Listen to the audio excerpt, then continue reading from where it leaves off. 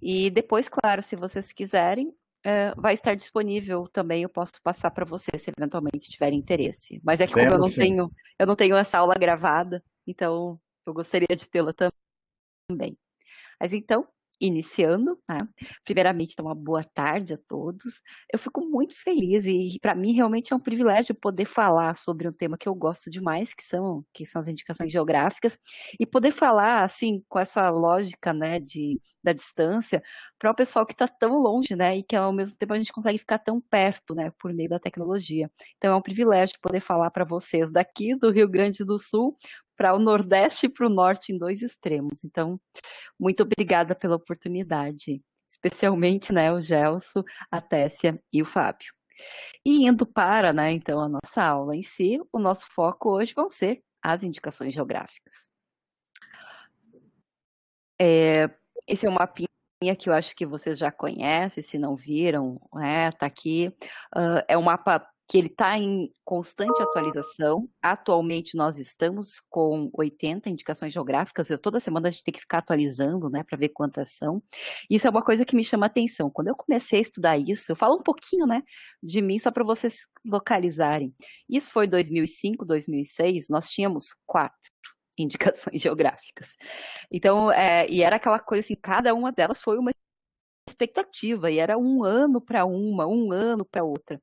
E a gente consegue ver hoje, né, depois já de 15 anos, que esse ritmo entrou num fluxo muito maior, muito mais intenso. E nós temos a cada 2, 3 semanas uma indicação geográfica sendo reconhecida e novas sendo depositada, e eventos sobre indicação geográfica, e pessoas que em todo o país sabem o que é.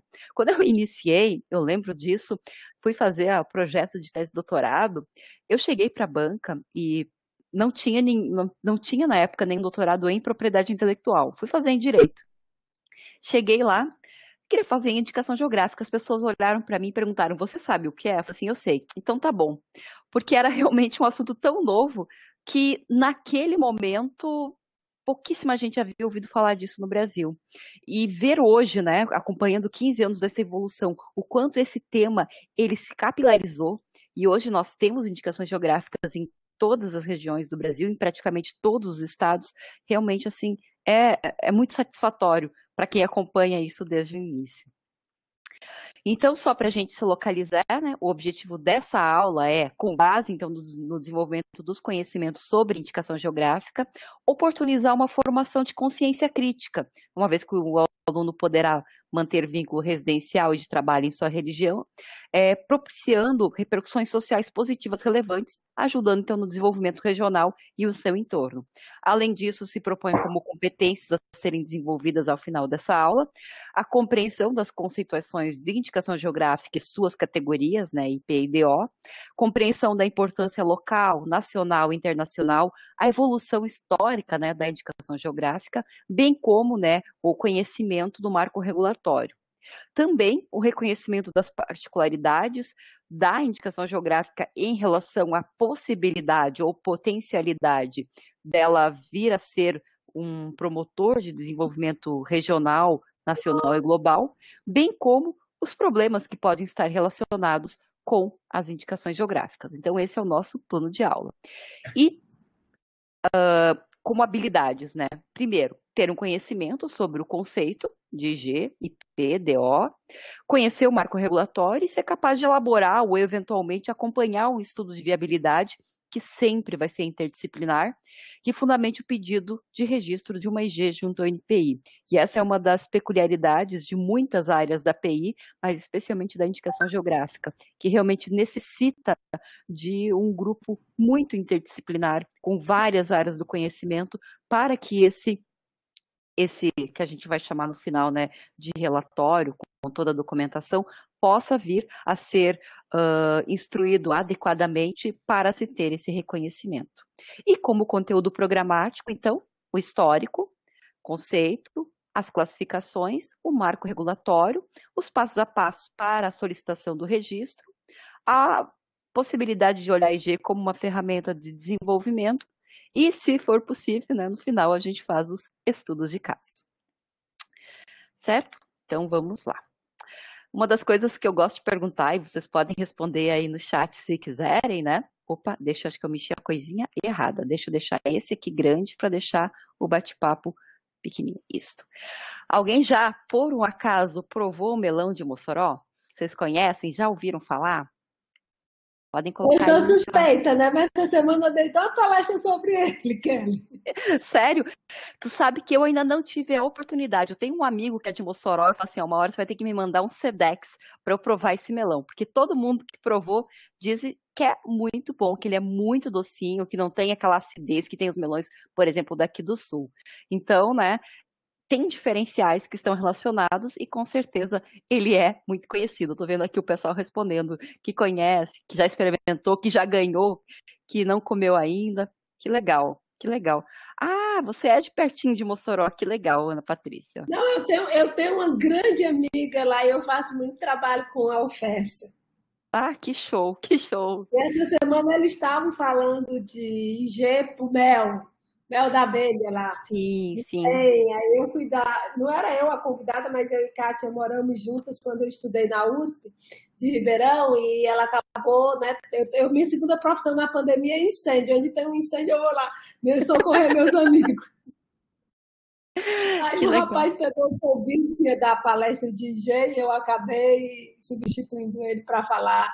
Aí, lógico, claro que eu trouxe o melão, né, a IG do melão, para conversar com ele sobre o tema. Que legal, Tessia. E a outra, né, só pra gente dar uma variadinha, né? Alguém já provou essa cachaça, que é a cachaça de Paraty? Ou já ouviu falar? A gente tem uma tradição muito interessante com relação, e Paraty é uma das primeiras cachaças a serem produzidas no Brasil, porque ela ficava perto de onde se aportava para depois subir, né, para as Minas Gerais. E se não provaram, eu aconselho fortemente. Ela tem uma, digamos assim, uma cremosidade, uma doçura, sabe? Não tem aquela ardência, aquela acidez quando você coloca nem na língua, nem em boca, nem no retrogosto. É uma cachaça fantástica. E são dois exemplos que eu acho bem interessantes, né, de lugares distintos, de como produtos, tanto in natura quanto produtos já elaborados, podem ser, né, objetos de uma indicação geográfica. Bem, esse daqui já eu acho que é um pouco mais famoso, né? Que é o queijo do canastra. E o queijo da canastra tem uma coisa interessante, porque além do queijo, conhecem? Esse aí eu provei várias vezes. É muito bom. Além, né, de ser uma IG e ter todo um histórico relacionado com a canastra em Minas Gerais, ele tem um diferencial que foi por meio dele, ou seja, do reconhecimento dele, que é um queijo feito de leite cru, que também se fez toda uma movimentação no sentido de possibilitar a comercialização desse queijo. Eu não sei se vocês sabem, mas em princípio há uma regulamentação no Ministério da Agricultura que não permitia a comercialização interestadual e mesmo em alguns estados intraestadual, né, além do município, de queijos feitos a partir de leite cru. E foi a partir de alguns fatos específicos, né, que o queijo canastra impulsionou uma regulamentação para que esse queijo pudesse sair lá da região e pudesse ser comercializado em todo o país. Inclusive, né, o selo Arte, com certeza, que trabalha então com produtos artesanais de origem animal, é algo que decorre desse movimento, né, que vem a partir do queijo. Inclusive, tem um vídeo muito bom, eu acho que tem no YouTube, chamado Mineiro e o Queijo, que fala dessa história e dessa situação, que eu recomendo para vocês, porque é muito legal. E outra coisa que decorre, já que esse é um produto que acaba sendo mais conhecido, você vai encontrar muitos já tentando se parecer com o queijo, que são essas duas embalagens, que foram, inclusive, uma foi a Patrícia, que é minha amiga, e o Miguel, que tiraram as fotos, né, e gentilmente nos forneceram, e que retrata o uso, né, por exemplo, café canastra, ou esse queijo canastra, que na verdade não é um queijo da região de canastra, nem feito no formato, nem com, né, cumprindo o regulamento, o caderno de especificações técnicas da região de canastra. E isso demonstra uma coisa que é importantíssima numa indicação geográfica. Por que é que eu vou proteger um nome geográfico que se tornou conhecido por ser um centro onde é feita a extração, a produção ou a elaboração de produtos e de serviços? Porque esse nome, ele já extrapola o próprio nome da região e ele começa a ser identificado como um produto com alguma diferenciação. E a tal ponto que, como nesse caso aqui, as pessoas começam a usurpar o nome. Então, o registro, o reconhecimento formal, tem principalmente essa finalidade, que é a finalidade de reconhecer os produtores daquela região o direito exclusivo, o uso exclusivo, e, ao mesmo tempo, né, permitir a eles que eles impeçam terceiros de utilizar esse nome geográfico. E daí vem uma coisa que eu gosto muito de falar desde o início, para a gente já desconstruir algumas visões um pouco mais românticas das indicações geográficas. Eu falo que essa é uma das coisas que eu faço. As pessoas às vezes não gostam, mas eu acho que é importante, é que a indicação geográfica, assim como todos os outros direitos de propriedade intelectual, são direitos de exclusiva. Ou seja, são direitos que estabelecem um monopólio legal sobre um determinado ativo intangível. Enquanto a patente é um monopólio legal temporário sobre o objeto da invenção, né, sobre a invenção, no caso da indicação geográfica, esse monopólio vai ser sobre o uso do nome geográfico associado àquele produto. E esse monopólio não vai ser um monopólio individual, como normalmente é uma patente ou é uma marca, mas sim um monopólio coletivo, que vai pertencer a toda aquela região, a toda aquela coletividade. E daí também tem uma característica muito interessante, que daí é só da IG. Não há um titular, há uma coletividade de titulares que, no momento que for solicitar, vai ser representada por um substituto processual, que vai ser o representante dessa coletividade. Mas é toda a coletividade que é titular desse monopólio sobre o uso exclusivo desse nome. Eu gosto muito de dar digamos assim, esse panorama para a gente saber exatamente o que a gente está construindo, né? É muito diferente, por exemplo, do IFAM, que você reconhece o patrimônio cultural, mas você não estabelece um direito de exclusividade. E também é diferente, muito diferente, de uma marca coletiva, em que um titular é o único e exclusivo titular, no caso a associação, por exemplo, de um determinado signo. Então, esse daqui é aquele meio caminho em que eu tenho uma exclusividade, mas é uma exclusividade que é coletiva. Certo? Depois, se quiserem ir comentando alguma coisa sobre isso aí no chat, fiquem à vontade. Vamos falar um pouquinho da origem, né, dos usos de signo. Por que faz sentido a gente proteger um nome geográfico, né? Esse exemplo eu gosto muito de utilizar, porque ele vem de um período que a gente chama de período pré-escrita, né, que é do Bronze Tardio. Nesse período, eu não sei se vocês conhecem ânfora, sabem o que é? Ânfora é tipo um vaso, né, de barro bem grande, com alças, e no qual eram guardados produtos, alimentos, bebidas, especialmente para a conservação, mas também para transportes de longos trechos. Em regra, os produtos eram guardados nesses vasos e essas alças, né, da ânfora, elas eram colocadas depois, estavam úmidas, e nelas era exatamente colocado esse símbolo para indicar o que era o produto que estava ali dentro, quem era que tinha feito, tinha elaborado, qual era a procedência, a origem desse produto. Então, essa é uma das origens desse uso. E por muito tempo, esse foi o meio de comunicação que se utilizava. Era como eu me comunicava a longas distâncias com o meu consumidor final, informando que esse era, por exemplo, uma ânfora contendo vinho e que ela tinha sido produzida, por exemplo, na região de Falerno, que foi uma região, desculpa, famosa, né, perto do Monte Vesúvio, né, no período da Roma. Então, isso é uma das origens do uso. E o uso de signos, ele remete e perpassa toda a história da humanidade. É a partir de signos que nós iniciamos a fala, né, que nós saímos do período em que não éramos considerados, digamos assim, o Homo sapiens, mas que a gente começa a se comunicar para a escrita, para a comunicação, inclusive com linguagens diferentes. São os signos que permitem que um determinado sujeito, ao olhar um determinado símbolo, como por exemplo, Jefferson não vai ficar bravo comigo, né? Olha só esse símbolo aqui. Para quem conhece, vai saber que esse signo, né, leva a um determinado significado. O sujeito, o interpretante, se aproximando do significado desse símbolo, ele vai poder saber do que se trata. E ele vai encurtar, digamos assim, o uso das palavras e da linguagem, e só o signo vai ser suficiente para comunicar uma determinada mensagem, um determinado significado. E esse uso, se nós formos verificar, ele inicia-se especialmente com a indicação de uma origem geográfica. A pessoa, o produtor, mencionava que um determinado produto era conhecido porque era, por exemplo, o mármore, né, de Carrara, ou era o bronze de Corinto, acho que é isso.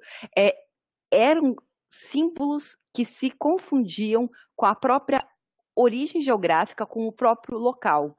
E por serem produzidos com uma determinada perenidade e se tornarem conhecidos por serem locais de onde esses produtos vinham, ao mesmo tempo eles começam a se tornar famosos e as pessoas começam a escolher um produto pela sua origem geográfica. E isso perpassa o que a gente chamaria hoje de antiguidade e boa parte do início da Idade Média. Durante a Idade Média, começa-se um segundo movimento dentro das várias corporações de ofício que existiam em cada cidade, daí eu falo muito, né, da lógica europeia, né?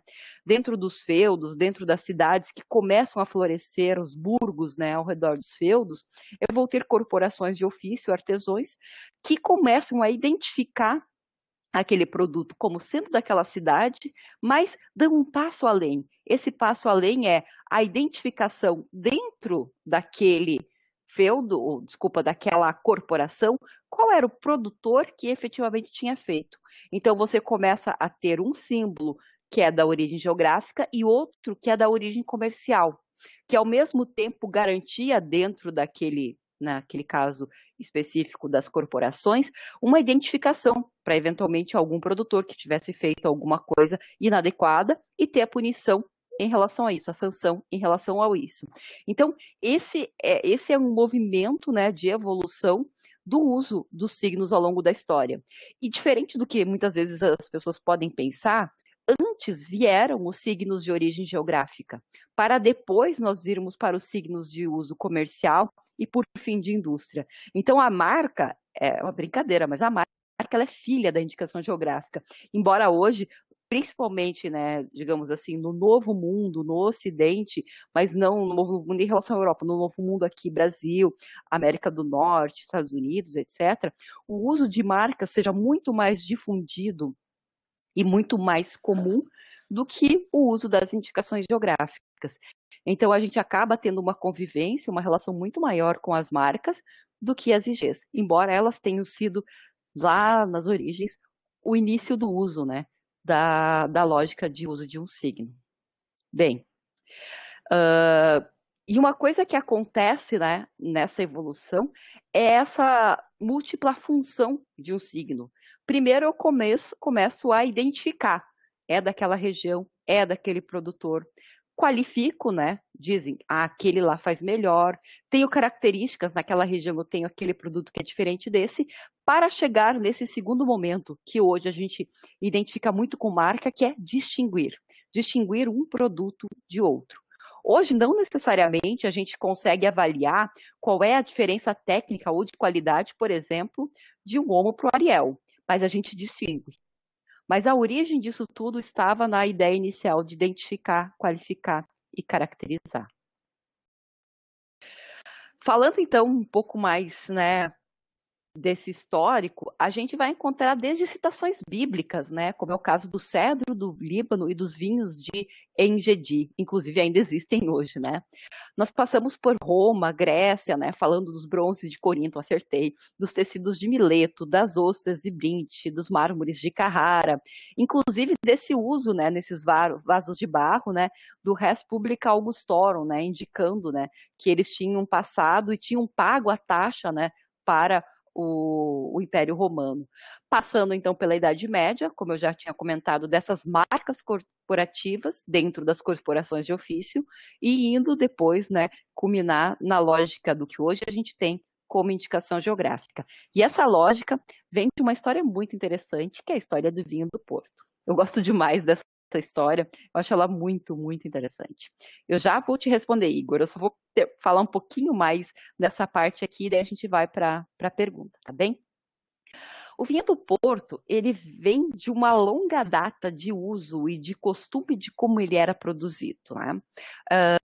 Esse vinho não era só um vinho fermentado, mas a ele era adicionado um pouco de destilado, né? Além do destilado à base de uva mais o vinho, porque era um vinho que se mantinha ao longo do tempo, ao longo desse período, né, das grandes navegações, e não estragava tão facilmente.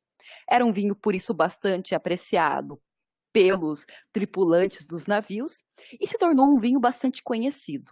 E nesse período um pouco anterior à data da primeira, né, indicação geográfica, havia uma relação muito grande entre Portugal e Inglaterra. Nós somos resultado um pouco disso, né?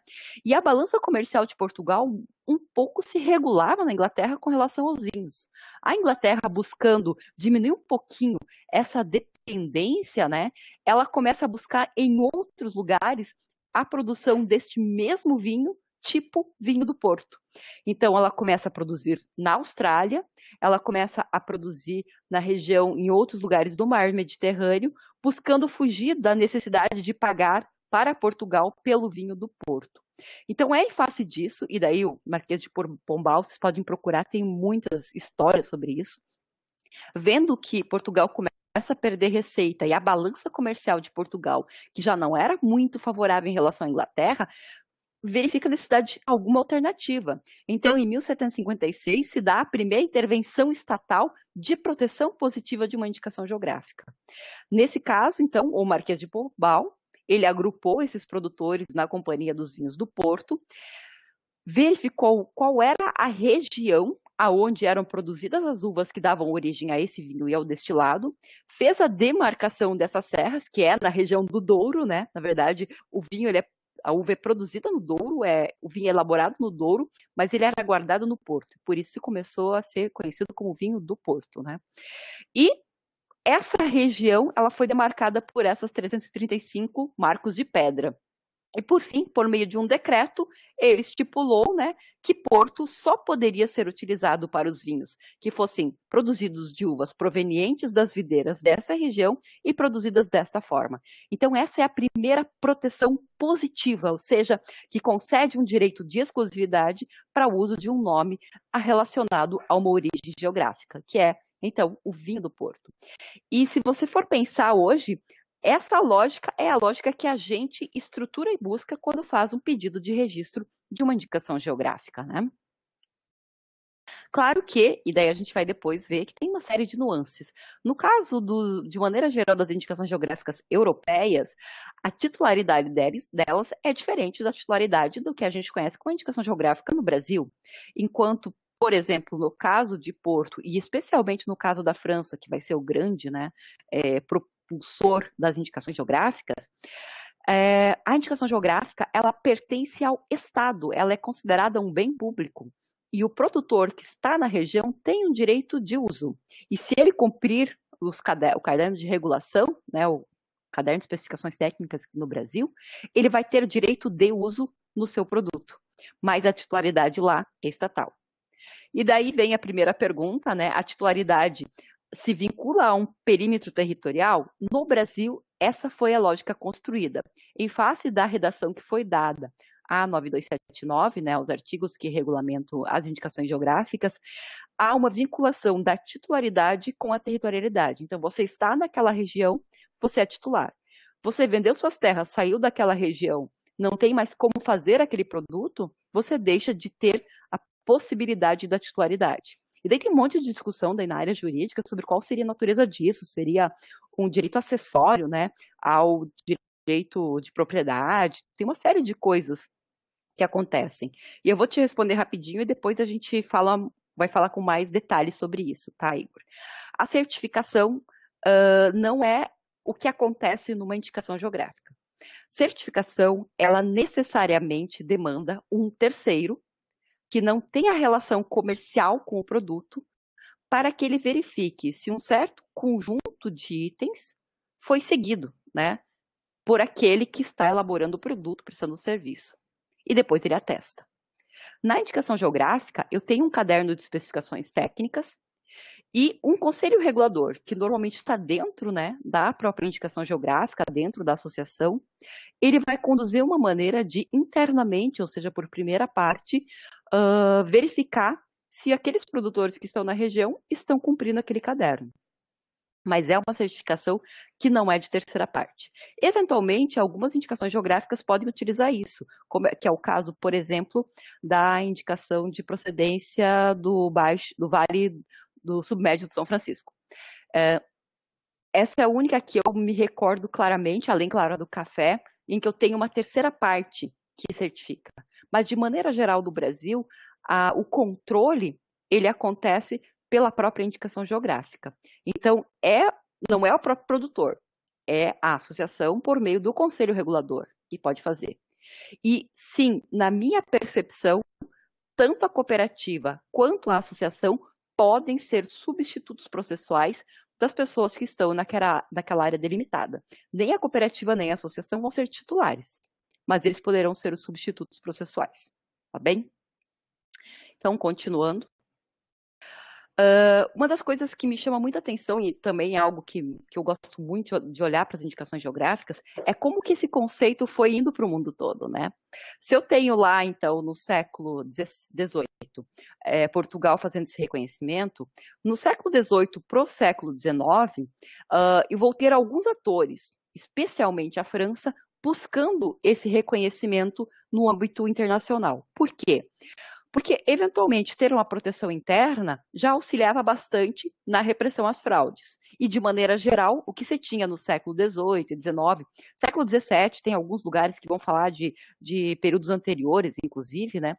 Era uma repressão às falsas indicações de procedência.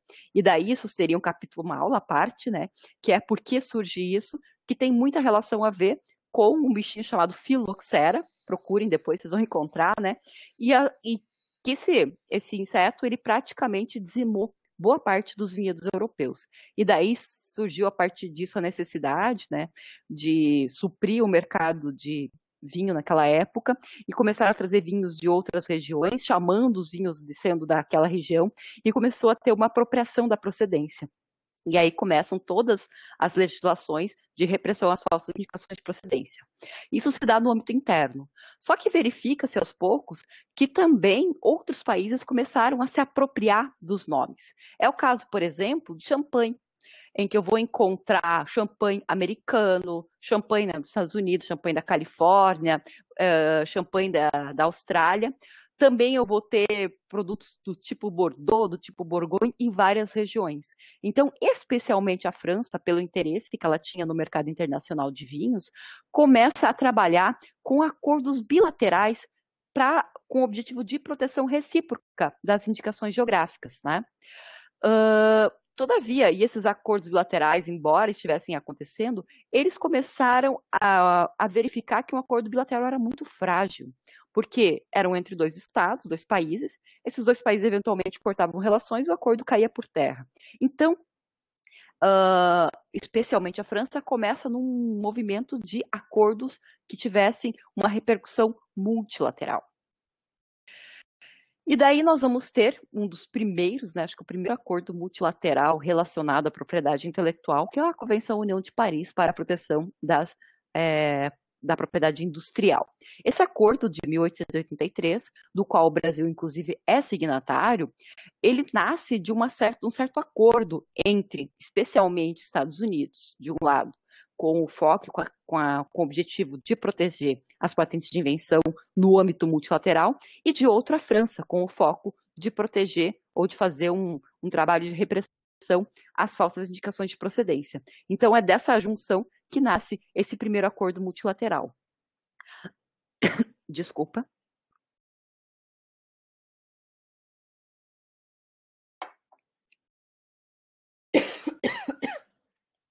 Desculpe.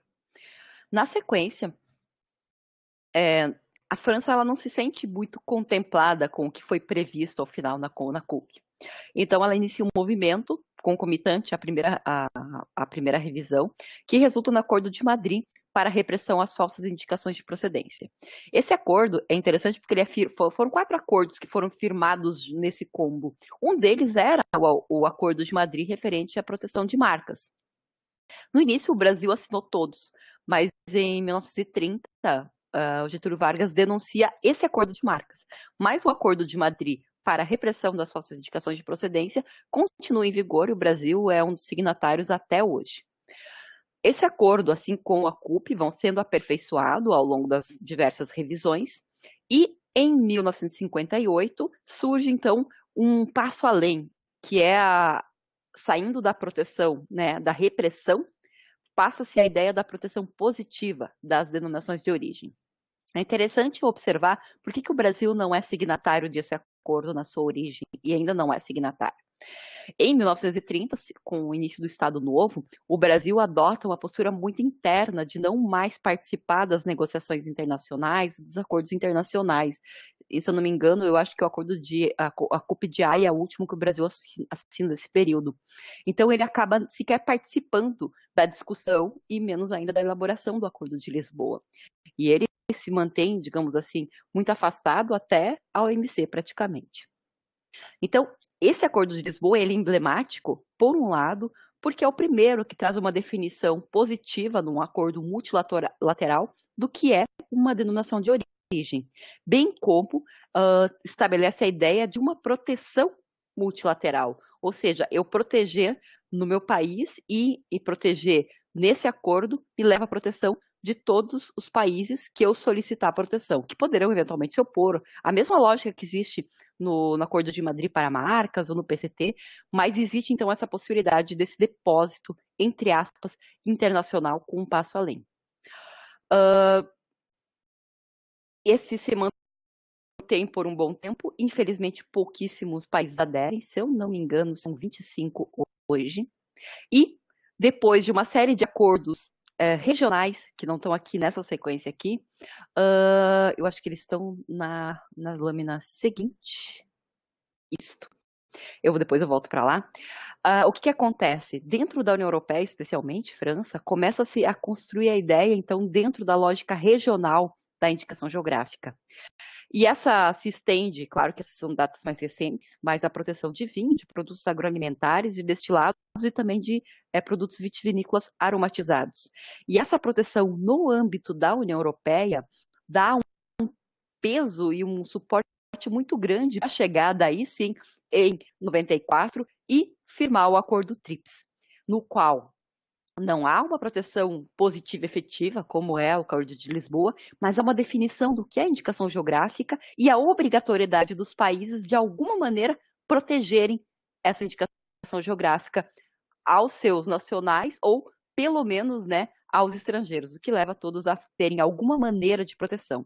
Não se estabelece que é uma proteção positiva, como obrigatória, tanto que tem países que trabalham com a ideia de proteção por meio de marca coletiva, de marca de certificação. Alguns ainda protegem por meio da repressão às falsas indicações de procedência, e o Brasil, especificamente, escolheu, então, a proteção positiva de 2, indicação de procedência e denominação de origem. A gente já vai ver a origem disso.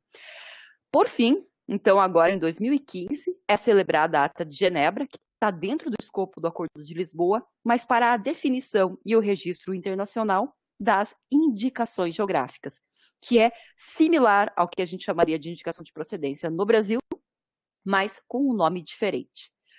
E por que, né, o Brasil foi escolher o nome, né, indicação de procedência?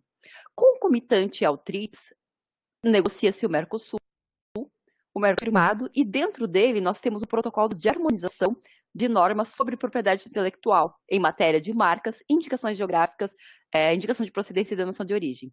E é desse protocolo que resulta a definição que nós temos hoje de indicação de procedência e denominação de origem, ou seja, IPIDO. E, inclusive, a proteção de produtos e serviços está no protocolo do Mercosul. E nós fomos os únicos que internalizamos integralmente, com uma diferença de um E ou lá, esse protocolo no Brasil. Além disso, o próprio Mercosul estabelece, né, o regulamento vitivinícola, e no regulamento vitivinícola, além da gente já ter a IP e a DO para produtos em geral, a gente vai ter a IG e a DO para produtos vitivinícola. Então, no próprio Mercosul, a gente vai ter essas definições a mais. E mais recentemente, além dos acordos birregionais que estão sendo firmados, um deles é com a área europeia de livre comércio e o outro é o próprio acordo Mercosul-União Europeia, nós também vamos ter dentro do próprio Mercosul um novo protocolo que é de reconhecimento mútuo das indicações geográficas. Bom, feito esse, digamos assim, histórico geral, a gente vai entrar então um pouco no conteúdo material disso. Mas é interessante a gente olhar todo esse histórico para nós compreendermos que a indicação geográfica não é algo estanque, parado. É um conceito que evolui junto com o homem, desde o uso de signos, de maneira geral, para indicar a origem do produto, até a sofisticação que a gente tem hoje. Portanto, não tem algo certo ou errado em indicação geográfica. Nós temos aquilo que, com o tempo e com as características de cada país, da regulação de cada país, né, foi ser. A primeira definição, então, que é trazida é a definição que está no Acordo TRIPS, que vocês vão ver que é uma definição bastante ampla, né, que fala que as indicações geográficas são indicações, sem falar que elas sejam especificamente geográficas, que identifiquem um produto, não fala em serviço, como sendo originado de um território, cujas qualidades, região ou outras características, 3 possibilidades, sejam essencialmente atribuídas à origem geográfica. Então, é uma definição super ampla e que cabe várias possibilidades de interpretação, sem uma obrigação específica de uma proteção positiva, que é a que a gente tem no Brasil. Então, no 76, 77, 178, nós temos no Brasil a proteção da indicação geográfica com a definição do que é uma IP e uma DO. E eu vou trazer aqui nesse quadro, eu gosto muito dessa comparação. Se a gente for olhar, a indicação de procedência, o acordo TRIPS, ele consegue englobar tanto a nossa IP quanto a nossa DO, com algumas diferenças, eu gosto de ressaltar elas.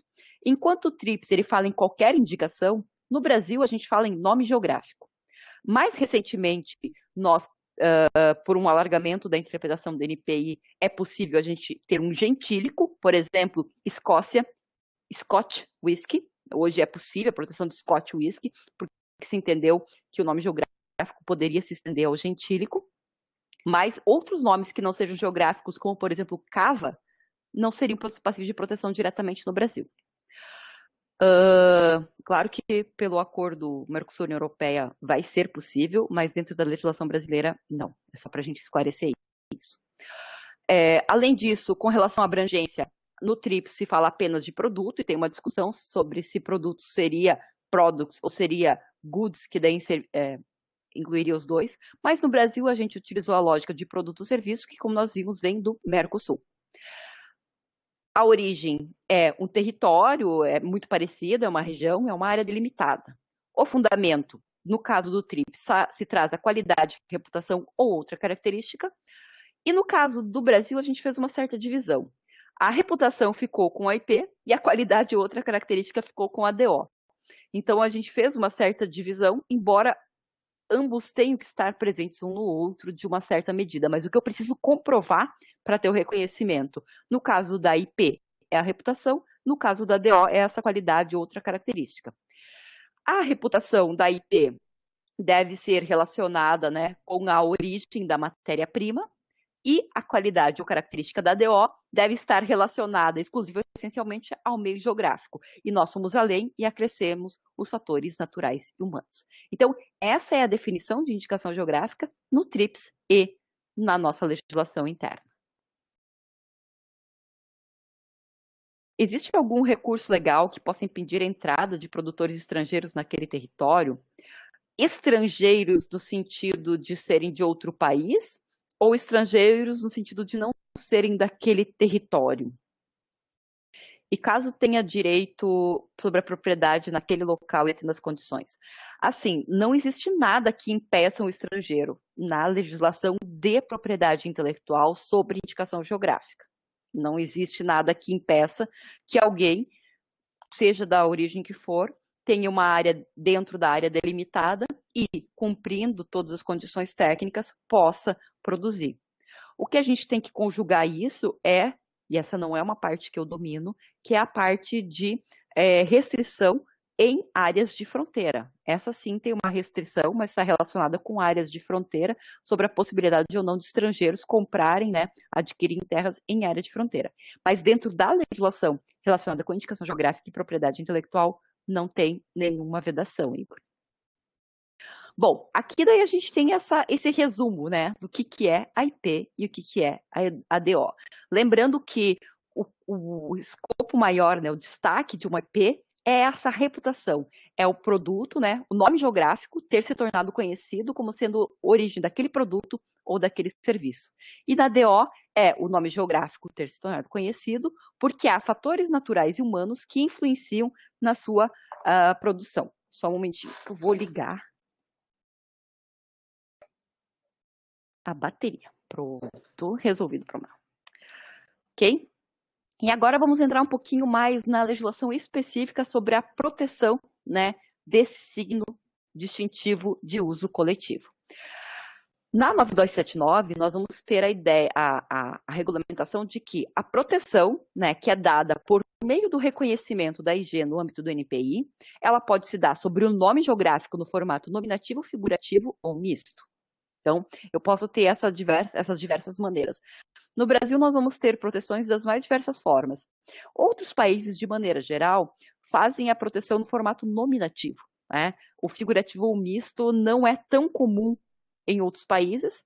Na Argentina existe, é muito parecido com o Brasil, acho que no Chile também, para produtos não vinícolas, mas assim, no velho mundo, entre aspas, né, na União Europeia, a ideia é que é uma proteção nominativa, e ao lado dessa proteção nominativa vão existir os selos, né, de identificação, que são únicos para toda a União Europeia. A abrangência dessa proteção, isso é uma coisa bem importante da gente ressaltar, ela é territorial. Ou seja, eu tenho a proteção de uma indicação geográfica naquele país, naquele território. Se existir uma indicação geográfica fora e não tiver requerido o reconhecimento aqui no Brasil, eu não tenho essa proteção. Então, às vezes tem uma discussão sobre assim, mas eu posso usar Bordeaux aqui no Brasil? Pensando antes, tá, do acordo Mercosul-União Europeia. Olha, não está reconhecido como denominação de origem aqui no Brasil. Em princípio, eu não tenho uma proteção direta, já que a abrangência dessa proteção é territorial. Então, essa é uma discussão que permeou muito tempo. Se não está protegido aqui, é como marca ou como patente de invenção. Qual que é a proteção que é conferida? É o uso exclusivo da indicação geográfica para os produtores ou prestadores de serviço que estão na região delimitada, bem como a possibilidade de pedir terceiros, então esse direito de exclusiva, que não sejam da região de usar a IG, bem como impedir que pessoas que estejam cumpram, né, caderno de especificações técnicas de utilizar a IG. E, diferente de todas as outras formas de proteção, o prazo de proteção é indeterminado e não depende de qualquer renovação. Uma vez que eu deposite e tenha reconhecido no NPI a indicação geográfica, ela atualmente vale ad eterno. Eu não preciso pagar anuidade, eu não preciso nada, não preciso renovar, ela realmente é perene. E essa é uma discussão que existe. Nos países, tipo assim, europeus, isso é semelhante. Há países que colocam prazo, mas é a exceção, não é a regra. Além disso, na lei eu falo que apenas os produtores que estejam na DO devem atender os requisitos de qualidade e tipicidade. Mas na regulamentação que se faz, todos devem seguir esse caderno de especificação técnica, que é o que se entende como mínimo necessário para que a indicação geográfica não perca a sua identidade. Bom, o que não pode ser reconhecido como uma indicação geográfica? Aquele nome que se tornou de uso comum, que é, por exemplo, o caso de queijo Minas. Em princípio, um nome que se tornou genérico ou de uso comum não poderia ser reconhecido como uma indicação geográfica. E isso é uma questão interessante, se a gente for olhar o acordo Mercosul na União Europeia, porque eu tenho nomes que se tornaram de uso comum no Brasil, mas pelo acordo eles vão ser reconhecidos. E isso, né, quando o acordo entrar em vigor. E isso, com certeza, né, não sei se tem muitos advogados aí na turma, vai dar muito pano para manga para os advogados, né, falarem, discutirem sobre a possibilidade ou não disso. Não, Flaviana, não existe nenhum controle ao longo do tempo por terceiros que não sejam o próprio substituto processual e os titulares da IG. Ou seja, se daqui, por exemplo, a 20 anos, lá no Vale dos Vinhedos, eles não estiverem cumprindo exatamente o caderno de especificação técnica, são eles mesmos que vão ter que analisar e olhar isso. Eu não tenho um órgão externo que faça esse controle. Por que disso, né? Isso é uma coisa importante. Como eu comentei, por exemplo, na União Europeia, especificamente na França, isso é um bem público. E lá, por ser um bem público, há uma motivação pública para que esse bem seja devidamente, entre aspas, controlado. Lá eles têm, no caso, o INAU, né? Que é o Instituto Nacional de Apelação de Origem e agora de outros signos de qualidade. E aí ele vai fazer esse controle, esse acompanhamento sempre. No caso do Brasil, a gente não vê isso como um bem público, mas sim como um bem privado, coletivo. E, portanto, assim como um condomínio ou um terreno, é o próprio titular que precisa cuidar dele. Essa é a lógica que se incorporou no Brasil ao trazer especificamente a indicação geográfica regulada, como ela foi regulada no Brasil. Outra coisa importante. Por meio do acordo TRIPS, e agora especialmente em face da IN, né, de 2018, 95-2018, ficou claro que eu não posso reconhecer como indicação geográfica o nome de uma variedade vegetal. E tem vários exemplos, mas assim, é só para a gente mencionar. Um caso de um exemplo importante é Prosecco, que é uma indicação geográfica que foi recentemente reconhecida na Itália, e no Brasil é o nome de uma variedade de uva. Também não pode ser conhecido como IG o nome de uma raça animal, como, por exemplo, Angus, Roquefort, Zebu, etc. Eu não posso reconhecer como indicação geográfica. E se eu for reconhecer um homônimo, ou seja, um nome igual ao outro, eu vou ter que, de alguma maneira, identificar e diferenciar muito bem. Imagina o caso, por exemplo, de eu ter uma região que é muito conhecida por um produto. Eu vou usar o exemplo do Vale do São Francisco. Eu tenho já a indicação de procedência do Vale do Submédio do São Francisco, que é reconhecido por produzir uva e manga. E agora eu vou ter a outra indicação de procedência, que é Vale do São Francisco, para vinho. As duas têm que estar muito bem diferenciadas, né? Para poder ser protegida uma e outra. Eu não entendi, acho que a tua pergunta, Wellington. Aqui no Ceará, nós temos o camarão da Costa Negra, que é uma denominação de origem. Ligar a região, como assim? O que você... se tu puder me ajudar esclarecendo um pouco melhor a pergunta, eu te agradeço. Tá? Quem pode registrar? E daí vem, né, a dúvida até que tinha se colocado anteriormente.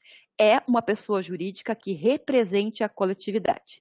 Se menciona associação, sindicato e cooperativa.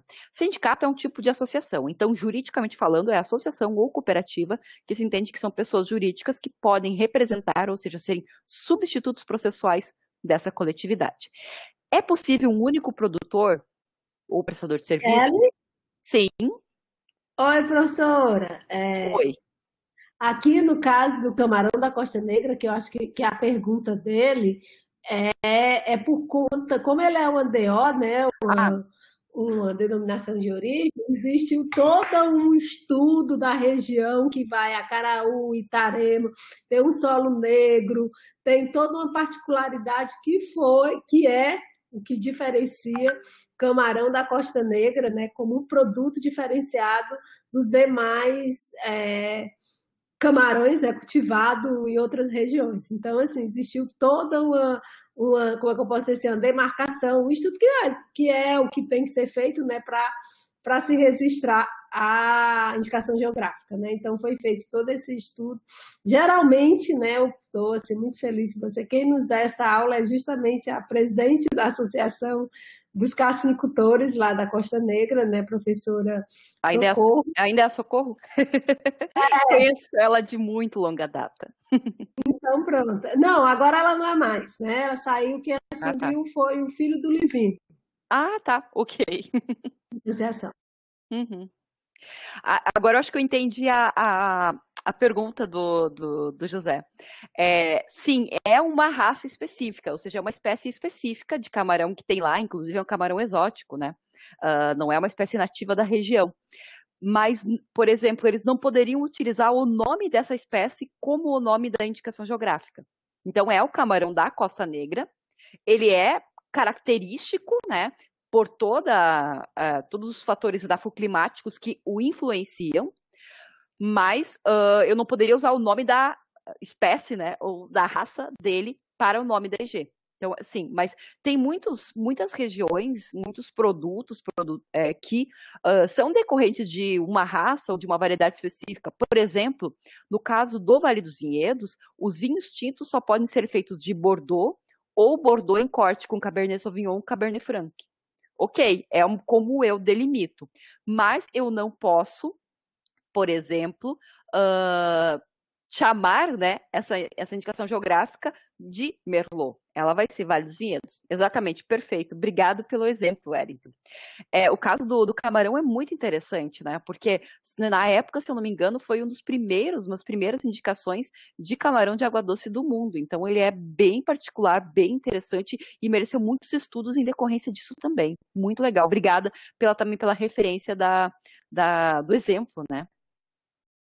Bom, eu estava comentando, né, se poderia ter um único produtor. É possível que tenha um único produtor, se, por exemplo, ele for o único dono das terras daquela região. Tem até um pedido, que ainda não foi analisado, que é o pedido da Vale para minério de ferro. Né? Então, ela seria a única titular da região toda e ela poderia ser considerada, então, como a representante, a substituta processual do pedido, para fazer o pedido como única produtora. A possibilidade da contestação de uma EG após a sua solicitação por outro território que produza produto idêntico e comprove que já produz há mais tempo. É possível impedir legalmente que a EG seja concedida a um território por esse motivo? Após a solicitação, sim. Depois do reconhecimento fica um pouco mais complicado, porque daí eu não poderia pedir administrativamente. Eu teria que pedir no âmbito judicial, e atualmente eu não tenho um arcabouço normativo, ou seja, uma lei que me permita isso, como seria o caso, por exemplo, eu estou pensando com relação à nulidade de uma marca. Eu não tenho previsão de nulidade de uma indicação geográfica.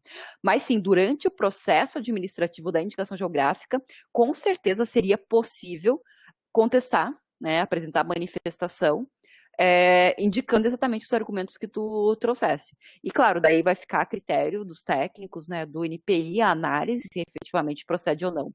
Mas após a concessão, atualmente, hoje no Brasil, a gente não tem um instrumento jurídico específico para isso. Teria que ser uma ação ordinária que, bom, poderia demandar bastante estudo para que isso pudesse ser feito. Bem, então, uma coisa que é importante, aqui não está, vai estar mais no final, né? Nós temos uma série de instruções normativas e resoluções que foram regulando o reconhecimento das indicações geográficas ao longo do tempo, né?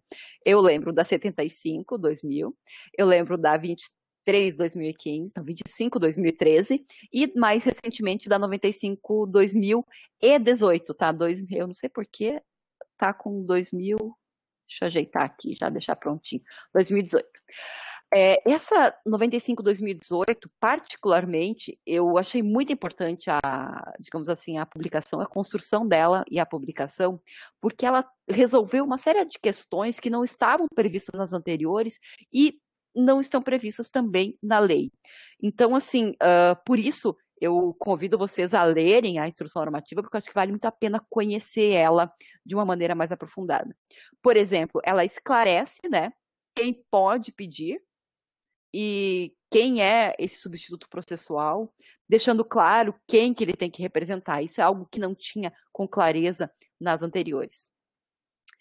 Bom, então, maiores previsões da 9279 é a proteção, né, a representação gráfica, a impossibilidade de registro do nome geográfico de uso comum, a possibilidade de registro como marca se não for o nome geográfico que constitui uma IP ou uma DO. Isso pode vir dar problema no médio e longo prazo, se for imaginar, né? Imaginar alguém assim que está percebendo que um determinado nome pode vir a ser uma IG, vai lá e faz a marca anterior, ele pode acabar se apropriando indevidamente. E podem surgir alguns problemas, né? Tem alguns emblemáticos mais conhecidos, outros menos, né?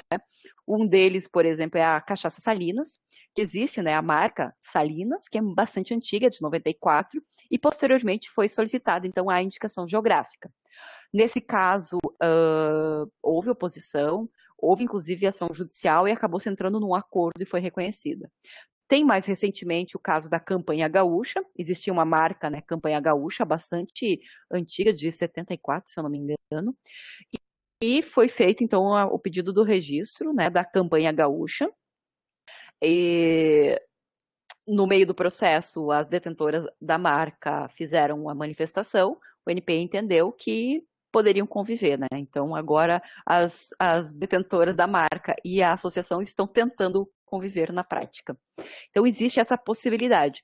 Mas se já se identificar que o nome for uma indicação geográfica, ou que ele já está com pedido de registro, se ele está com pedido de registro, em regra, o NPI faz o sobrestamento do processo, e se já tiver uma indicação geográfica, o NPI, em regra, indefere. E daí tem uma outra discussão sobre isso que é importante, que é essa marca tem que estar registrada na mesma classe relacionada com a IG ou em outra classe. E daí se abre um mundo de discussões sobre isso, né? Já vou te dar um exemplo disso, Flaviana, só um pouquinho. E pode acontecer situações em que eu tenho uma marca registrada lá na área, por exemplo, lá na 35 de comercialização, e eu pedi uma IG que estaria na 33, por exemplo, que é de vinho. Será que eu poderia ter essa marca com o mesmo nome do nome geográfico ou não? Essas são discussões que ainda não estão muito claras. Agora, no manual de indicações geográficas que o NPI lançou no início desse ano, que eu recomendo fortemente também que vocês leiam, tem alguns exemplos do que poderia ou não, mas ainda tem algumas coisas que não estão 100% claras. E por fim também, né, o uso da IG, que é restrito aos produtores e prestadores de serviço. Flaviana, o único exemplo brasileiro que nós temos de uma IG de prestação de serviços concedida, salvo alguma nova que eu não tenha visto, é a Porto Digital. Eu tenho problemas de entender essa IG, confesso, tá? Para mim não faz muito sentido, porque eu não vejo no Porto Digital alguma característica que esteja relacionada com a origem geográfica. Eu não sei se o pessoal que nasce naquela região, e daí só os que nascem naquela região, poderiam ser programadores no Porto Digital, não consigo ver essa relação. Tem um outro processo, porque isso, por isso que eu disse que eu não lembro se já está concedido ou não, que é o serviço gastronômico de Barreado, que é feito no Paraná, na cidade de Morretes, e eu tenho toda uma relação, tipo assim, a banana que é servida é uma banana da terra que nasce ali, era um costume, uma tradição daquela região fazer o barreado daquele jeito, que é uma carne que é cozida de uma determinada forma por um tempão, e daí tem uma farinha que é a farinha da região. Então, é o serviço de servir aquilo lá que é feito ali, e que tem muitas relações com o território. Daí eu consigo ver algo um pouco mais próximo da ideia de uma indicação geográfica relacionada com um serviço. Outros serviços que eventualmente poderiam ser reconhecidos são serviços, por exemplo, ecoturísticos, como cachoeiras, né, fazer trilhas de cachoeiras, a experiência né, porque elas estão relacionadas intrinsecamente com o território. Então, aí, eventualmente, se poderia pensar em indicações geográficas relacionadas com a prestação do serviço, por exemplo, de ecoturismo. Mas no caso do atual, que é o Porto Digital, eu tenho dificuldades, Kelly, de compreender a lógica. Bom, além disso, né, tem a previsão dos crimes. Não conheço nenhuma ação judicial que tenha tratado de crimes, até porque se trata-se de ação penal privada, é o próprio titular que tem que comprovar. É muito mais fácil entrar com uma ação civil, que vai ter uma efetividade maior. Mas existe a previsão expressa, então, de crimes contra as IGs. Agora, indo para o reconhecimento em si. Então, hoje nós temos vigente uma série de resoluções, a 55, que fala do depósito, né? A 233, que trata do peticionamento eletrônico, que facilitou a vida da gente um monte. Agradeço a NPI por ter feito isso. Além da 95, então, que é a que estabelece atualmente as condições de registro. A 91, que vai tratar, então, especificamente do registro de IG da cachaça, que a gente pode falar depois, assim como a 68. A 25, né, que era a anterior a 95 e que segue vigente para os pedidos depositados anteriormente a, né, 95. E, por último, né, a portaria, né, 415, que institui a primeira edição do Manual de Indicações Geográficas, do NPI. Além disso,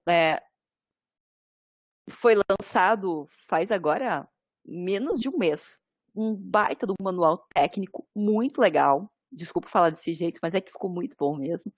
Que é do Ministério da Agricultura, que trata do como fazer o documento oficial que trata da delimitação da área geográfica. Não é só uma, digamos assim, quando se fala do instrumento oficial que faz a delimitação, não é só uma delimitação. Quando você estabelece quem está dentro ou quem está fora, você permite, como foi colocado mais acima, né, que aqueles que estão dentro sejam os titulares e quem está fora não possa utilizar.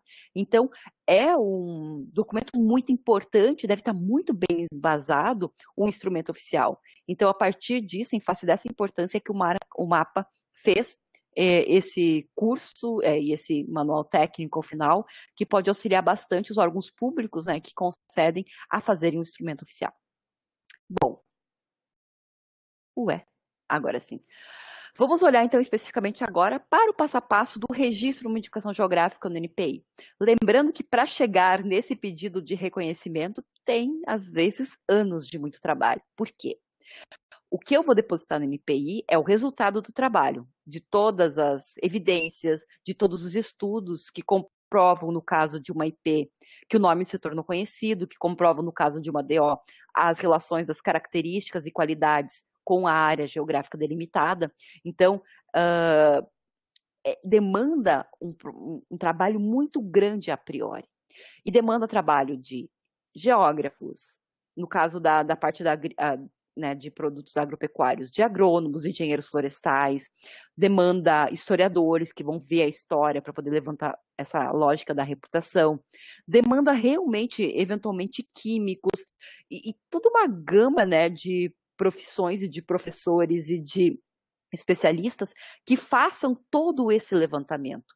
E eu gosto muito de ressaltar isso e falar que o reconhecimento é a cereja do bolo, porque se eu não tiver com um processo muito bem embasado, com todas as questões muito claras, eu vou chegar no final e eu vou morrer na praia. Eu não vou ter um conteúdo suficiente. Então, eventualmente, embora haja tentativas, 1 ano para fazer a documentação, eu não vejo como eventualmente suficiente para eu conseguir fazer essa reunião de todos os materiais. E não é só isso. Não basta eu ter todo esse histórico, todo esse estudo, toda essa documentação técnica, se eu não tiver, especialmente e acima de tudo, um grupo, né, de produtores ou prestadores de serviço que queiram essa indicação geográfica, que estejam organizados, uma associação ou cooperativa formalizada e que toquem esse processo. Porque não adianta nada eu ter documentação técnica se não tiver nenhum produtor que queira produzir. Então, muitas vezes, o nosso trabalho é de auxiliar os produtores a se organizarem em uma associação, a fazerem essa associação funcionar, a ver quais são as prioridades. E às vezes a gente descobre que não era uma indicação geográfica que eles queriam. O que eles queriam, na verdade, era uma marca coletiva, era uma coisa inicial para ter um nome em comum para uso. Ou o que eles queriam era se organizar para poder trabalhar com marketing em conjunto. Então, é importantíssimo esse trabalho prévio para verificar a organização e o auxílio na organização dos produtores para saber se eles querem de verdade isso. E é importantíssimo que isso parta deles, né? Para depois vir essa parte técnica, para no final a gente chegar, então, nesse pedido, né, da indicação geográfica. Gelson, quer falar? Estou vendo aqui você digitando. Compartilha com a gente. Não, eu estou digitando aqui para compartilhar aqui com vocês. Já, estou terminando o texto. Tá bem. É sobre a indicação geográfica aí que você está falando. Tá bem, obrigada, Gelson. Bom, então vamos agora para esse passo a passo. Conseguir, tem uma associação de produtores, tem uma cooperativa formalizada, eles estão sabendo o que é uma indicação geográfica, eles querem.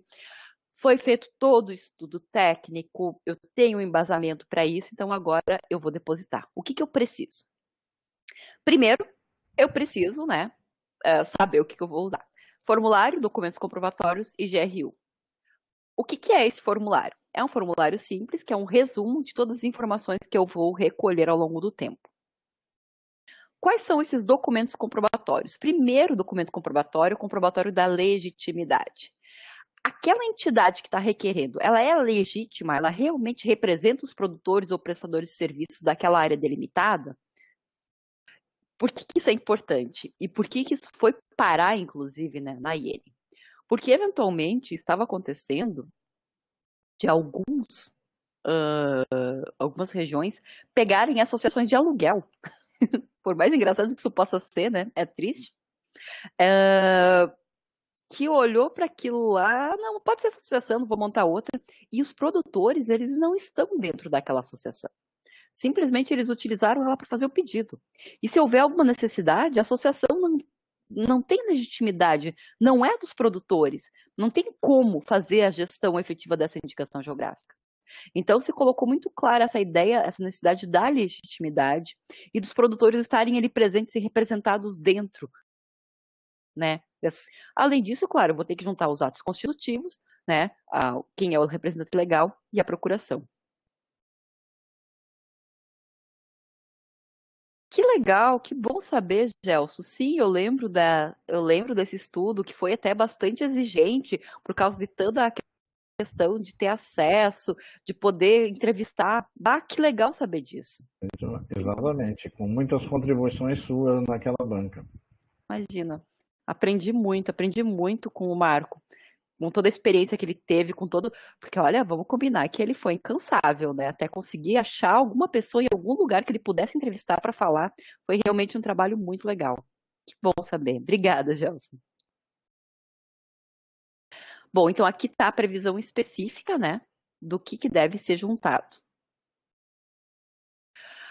Além dessa comprovação da legitimidade da associação de representar os produtores, eu vou ter toda a documentação técnica, que se constitui em quê? No caderno de especificações técnicas, que a gente chamava de regulamento de uso, e vocês vão ver em muitos textos nominado como regulamento de uso, mas agora se chama caderno de especificações técnicas. Na estrutura de controle, né, do cumprimento desse caderno, no instrumento oficial que delimita a área, que eu já mencionei anteriormente, além de comprovações específicas de uma IG e de uma DO. Bom, primeiramente o caderno de especificações técnicas, né? O que ele tem que conter? Isso é algo que não tinha antes da 95, que é o passo a passo do que deve estar contido. E isso com certeza auxiliou muitas associações para a construção desse caderno e certamente auxiliou muito o NPI a já receber o material estruturado com uma lógica, né? Então é importantíssimo observar essa estruturação, que é o quê? O nome geográfico, a descrição do produto ou serviço, a delimitação da área de acordo com o instrumento oficial, já, né? No caso da indicação de procedência, a descrição do processo de extração, produção ou fabricação pelo qual o nome geográfico se tornou conhecido. Porque muitas vezes o pessoal pensava, não, só é conhecido, mas por que esse nome geográfico tem relação com esse território? O que faz com que esse território, e não o outro, e não o vizinho, e não o outro nome, tenha se tornado conhecido? É compreender essa descrição, é compreender esse diferencial e poder descrevê-lo. E no caso da denominação de origem, a descrição das qualidades ou características do produto ou serviço que se devem a essa origem geográfica, né, incluindo os fatores naturais e humanos. Será que há uma relação direta? Tipo, esse produto, ele realmente é diferente, porque tem questões, né, fatores edafoclimáticos que vão estar diretamente relacionados com esse território? Tem algo que eu consiga, a gente brinca, né, no direito, tem nexo causal, né, entre essa qualidade e o território onde ela está? É isso que a gente vai precisar apresentar numa DO. Além disso, né, dentro do caderno de especificações, descrever o mecanismo de controle que vai ser utilizado sobre os produtos e sobre os produtores ou serviços e, né, prestadores de serviço, isso é bem importante, e descrever esse controle pode se dar, né, desde um conselho regulador dentro da IG a, se for o caso, né, embora sempre seja muito mais custoso, uma terceira parte. Por fim, as condições de uso e proibição de uso da IG, e sanções aplicáveis, se for o caso. Essa estrutura é o caderno de especificações técnicas, é o que tem que estar contido e descrito nele, de maneira objetiva. Daí é bem importante, porque geralmente chegava um caderno de especificações técnicas com 150 páginas, mas tinha a história da IG, a vida das pessoas. O caderno deve ter aquilo que a IG tem de diferencial de uma maneira muito objetiva. Embora eu vou ter uma parte, que é a parte que vai demonstrar especificamente, né, por que aquele nome se tornou conhecido. Mas o caderno é esse passo a passo.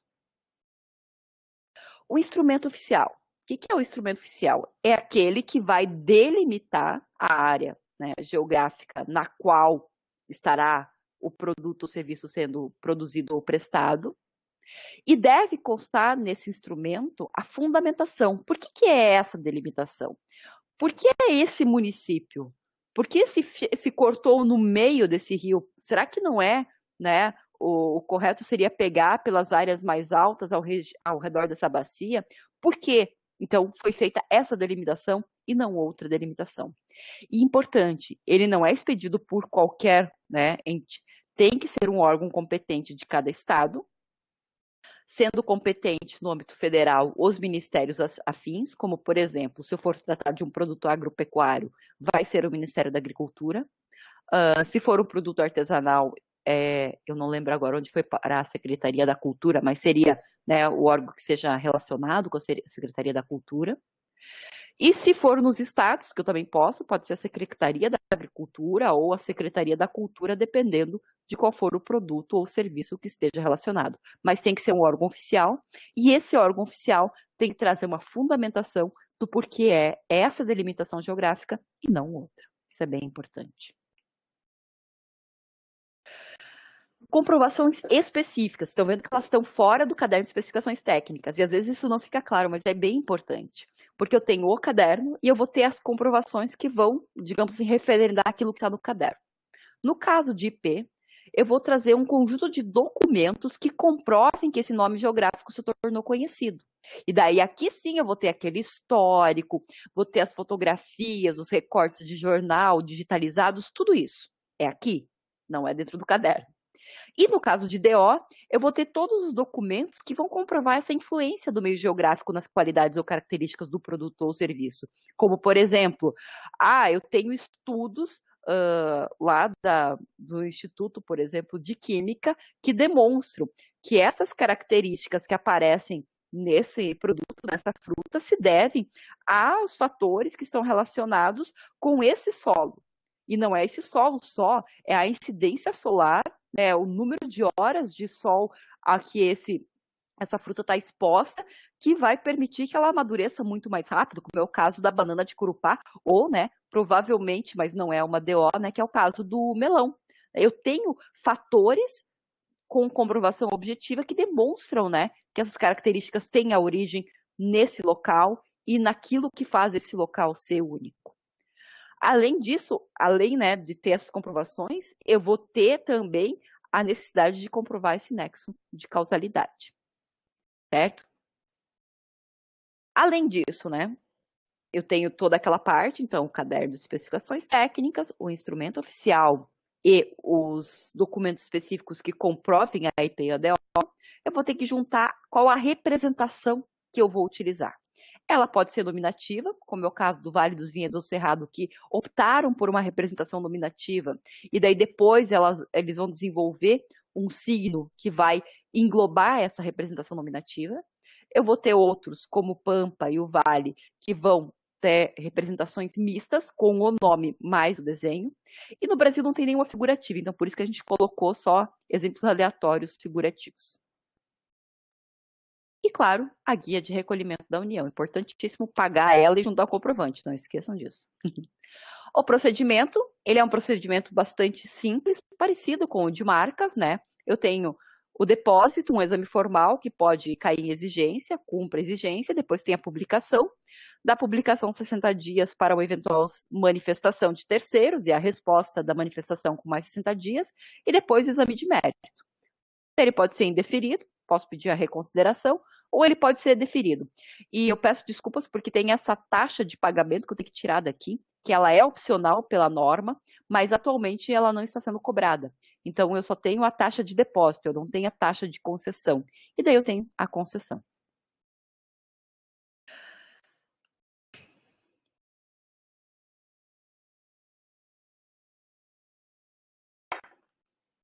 Obrigada, Wellington. José Wellington, eu não sabia onde que estava a Secretaria da Cultura. Eu teve uma época que eu estava tentando seguir, mas eu me perdi, depois eu cansei. Obrigada, está no Ministério do Turismo, então. Bom, o peticionamento eletrônico já é um passo a passo, depois de tudo isso aí estruturado. Você vai fazer, então, a leitura do guia para saber como é que funciona, vai se cadastrar se já não tiver o cadastro, vai ver qual é o valor da IP ou da DO, vai emitir a guia de GRU, vai pagar, né? E daí eu brinco, né, com a seguinte situação, paga, espera um dia, porque eles demoram esse processamento, às vezes não pega, e junta o comprovante de pagamento. Com isso, você vai lá no peticionamento, pega o número da GRU, coloca lá e você vai poder fazer o peticionamento, tanto do pedido quanto de uma eventual manifestação ou de uma resposta, né, à manifestação. E acompanhar semanalmente, né, o pedido na revista do NPI, que agora tem lá uma parte específica só para indicações geográficas, fica bem fácil de entrar lá e acompanhar. Recomendo-se fortemente a leitura da IN 95. Eu gosto de falar um pouquinho só sobre ela. Em 2015, 2016, 2017, nós tínhamos um grupo que trabalhou na construção de algumas normas técnicas da BNT. E daí 2 delas foram publicadas, uma delas é a norma técnica que trata do passo a passo para o reconhecimento, né, para fazer todo o trabalho de documentação para o reconhecimento. E esse grupo, posteriormente, acabou se reunindo em algumas situações e foi solicitado que fizessem digamos assim, uma minuta inicial, né? Inclusive, isso foi na época em que o professor Pimentel era o presidente do NPI, e esse grupo topou. E na época fomos o Fabrício Velg, eu e o Jorge Toneto, que fizemos a minuta inicial e que deu origem, né, à IN 95. Claro, né, ela passou depois por todas as instâncias internas do NPI, foi para consulta pública, mas assim, é muito legal ver que é um estudo de longo prazo que foi trazendo para dentro da minuta, né, e depois da própria IN, uma série de questões que a gente via que não estavam sendo reguladas, que tinham lacunas, e que hoje elas estão muito mais didáticas e construídas, né, dentro da IN. Tem uma questão específica que não está aqui na sequência, mas que é, por exemplo, a possibilidade de, depois de concedida, eu poder pedir a alteração, né, tanto do caderno de especificações técnicas, quanto do nome da indicação geográfica, quanto da área, né, delimitada, quanto uma adequação do produto. Isso antes não era possível, você depositava e era uma letra morta, tipo assim, depositar para sempre. E a partir da IN 95, a gente já tem a possibilidade de solicitar essas adequações. Porque às vezes a gente vai para a realidade e vê que o negócio não funciona daquele jeito. Então você pode mudar hoje o caderno de especificações técnicas. E a primeira, né, que solicitou isso, né, por aproveitamento, foi a Mantiqueira, de Minas, e que já tem agora, né, era uma IP, conseguiu então a alteração para DO, então inclusive a alteração de tipo de indicação geográfica por meio dessa IN. Então, só queria compartilhar porque é uma coisa que me deixa muito feliz, ver que agora nós temos uma coisa estruturada. E na sequência, então, vem o manual, que também consolida muito daquilo que foi discutido durante esses anos desse grupo. E permite que a gente, de alguma maneira, tenha consolidado em algum lugar toda essa experiência que foi reunida ao longo do tempo de todos os processos, de todas as indicações geográficas que nós acompanhamos, todo o pessoal que fez parte, né, acompanhou. Então, só fazendo o registro. Por isso, eu recomendo demais a leitura. A situação que eu gosto de mencionar da cachaça do Brasil é realmente sui generis, não só no sentido jurídico, mas no sentido da situação geral. É a primeira indicação geográfica brasileira, não sei se vocês sabem disso, e é a única que foi por decreto. Ela é tipo, brincadeira minha, o vinho do Porto. No finalzinho ali de 2001, né, foi acho que dezembro de 2001, o decreto, então, 4.061, do Fernando Henrique Cardoso, decreta a indicação geográfica cachaça como um nome geográfico protegido no Brasil. Cachaça e Brasil. Então, a partir desse decreto, você tem protegido no Brasil esse nome como sendo dessa indicação geográfica. Nós ainda não temos um regulamento de uso consolidado, tá? Para a indicação geográfica cachaça. O que a gente tem e o que se usa atualmente é a definição que consta no decreto de bebidas, como sendo o que é cachaça. E todos que cumprem essa definição legal podem ser utilizados. A cachaça tem uma história interessante, porque além disso foram feitos acordos bilaterais com a Argentina, com o México e com os Estados Unidos. Então a cachaça também já é reconhecida nesses outros países.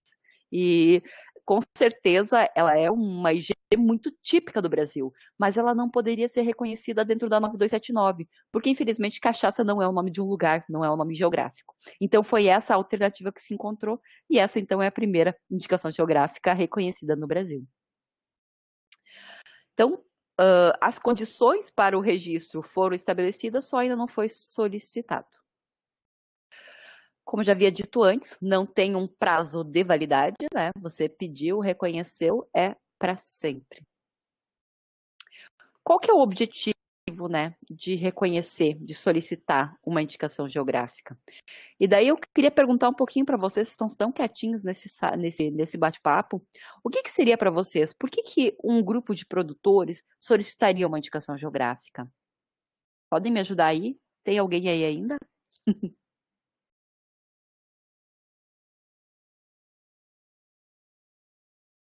Kelly, eu tô aqui, viu? Só não vou Eu dizer sei, nada. eu tô brincando. Dê sinal de vida, né, Kelly?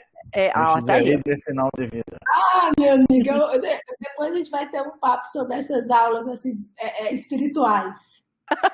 Sim. A gente acaba fazendo às vezes, ó, o Igor já colocou, agregar valor ao produto e à região. Ok, vamos lá. O que mais? Vou esperar o pessoal ir escrevendo, né? Obter reconhecimento dos produtos, potencializar o comércio dos produtos. O que mais poderia? A gente às vezes usa o Meeting, né? Embora eu não consiga gravar, a gente usa o Meeting porque a gente consegue ver as pessoas, daí são vários rostinhos, pelo menos, né? Mas esse aqui é meio que uma aula espiritual mesmo. Proteger os seus conhecimentos práticos e tradicionais, evitar uma concorrência desleal. Perfeito, e José, importantíssima essa tua colocação. Esse é o primeiro motivo. O porquê que surge a proteção geográfica, as indicações geográficas, exatamente evitar o comportamento parasitário e a concorrência desleal. Posteriormente a isso, é que surge a ideia, como colocou Itamar, de proteger os conhecimentos, e bem mais recentemente vem tudo que já foi colocado, que é agregar o valor ao produto, obter o reconhecimento, potencializar o comércio. Então, realmente foi sendo uma evolução. Primeiro, o foco principal era reprimir o uso, né, de quem está usando indevidamente. E, posteriormente, começa essa ideia realmente de valorização. Então, isso foi uma construção e ainda hoje tem algumas pessoas que fazem uma relação direta em que indicação geográfica promove desenvolvimento, o que não necessariamente é uma verdade, né? Eu vou ter situações em que eu não promovi o desenvolvimento de toda a região, ou pelo menos o desenvolvimento sustentável. Eu promovi o crescimento econômico das empresas que estavam naquela região. Então, essa é a parte hoje que a gente mais demanda estudos. Quais são os efeitos mesmo, né? O objetivo de solicitar são esses. Mas esses efeitos acontecem? Realmente há uma valorização em termos monetários do produto que é reconhecido como uma IG? Tem um aumento do valor? Será que eu posso cobrar mais do consumidor por isso? Outra pergunta, será que o consumidor realmente reconhece a indicação geográfica? Quando ela vai no mercado, ela sabe que o camarão é da Costa Negra ou não é? E sendo ou não sendo, ela sabe o que significa isso? Ela pagaria mais por isso? Ou não pagaria? São todas perguntas que demandam ainda muitos estudos. O Lucas consegue, assim, coloca, né, atestar ou delimitar a qualidade de um determinado produto? Não necessariamente.